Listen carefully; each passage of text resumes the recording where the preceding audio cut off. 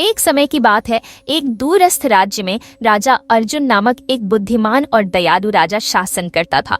उसका शासन शांतिपूर्ण था और लोग उसकी न्यायप्रियता और उदारता के कारण उसे बेहद प्यार करते थे।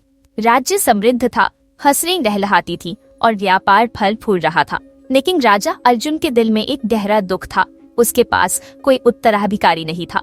उसकी रानी माया का कई साल पहले निधन हो चुका था और एक संतान की इच्छा के बावजूद वह निसंतान था। एक दिन एक वृद्ध साधु राजा के दरबार में आया और एक रहस्यमयी द्वीप के बारे में बताया जो समुद्र के पार कहीं स्थित था।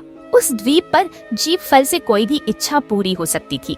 राजा अर्जुन ने राज्य की भविष्य की सुरक्षा के लिए उस खतरनाक यात्रा पर जाने का निर्णय लिया। मंत्रियों ने उसे रोकने की कोशिश की, लेकिन राजा का संकल्प अडिग था। राजा अर्जुन अपने सबसे विश्वसनीय सैनिकों और सलाहकारों के साथ समुद्र की यात्रा पर निकल पड़ा। हफ्तों तक खतरनाक तूफानों और उथल पुथल से गुजरते हुए आखिरकार वे उस द्वीप पर पहुंचे। द्वीप हरे भरे पेड़ों से घिरा हुआ था और जीवन से भरपूर था। द्वीप के केंद्र में जीवन का वृक्ष खड़ा था, जिसकी सुनहरी फल धूप में चमक रहे थे। जैसे ही राजा ने वृक्ष के पास कदम रखा, हवा में एक आवाज गूंज उठी। जीवन के वृक्ष से फल लेने का मतलब है कुछ त्याग करना। राजा इस चेतावनी को समझ गया, लेकिन वह अपने राज्य की भलाई के लिए बलिदान देने को तैयार था। बिना किसी हिचकिचाहट के उसने एक फल तोड़ा और एक ऐसे पुत्र की कामना की जो न्यायप्रिय और बुद्धिमान शासक बने। जैसे ही फल राजा के हाथ में आया, द्वीप कांपने लगा और धीरे धीरे टूटने लगा। धरती हिल रही थी और समुद्र की लहरें उठने लगी।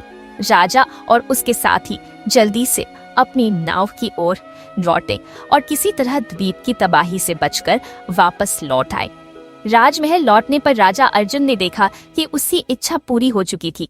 महल में एक पुत्र उसकी प्रतीक्षा कर रहा था, एक तेजस्वी और शांत स्वभाव वाला बालक। पूरे राज्य में खुशी का माहौल था, क्योंकि अब राज्य का भविष्य सुरक्षित था।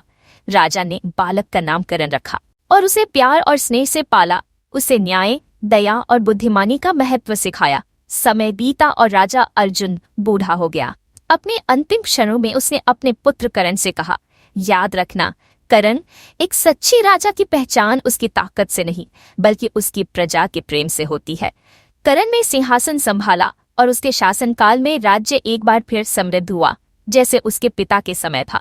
इस प्रकार राजा अर्जुन की विरासत उसके पुत्र करण के रूप में जीवित रही, जो उसके साहस और बलिदान का प्रतीक था।